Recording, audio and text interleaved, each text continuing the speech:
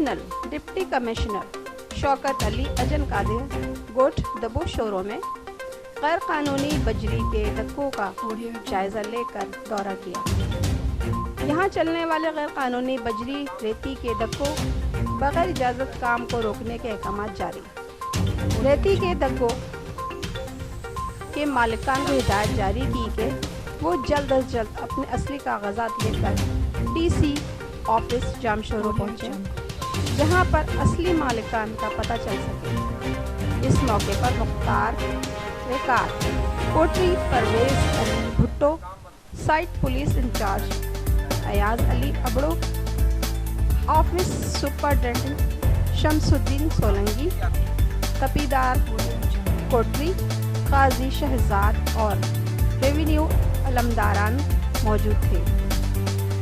Report Mohammad Naseer Khan, mission news Jamshoro.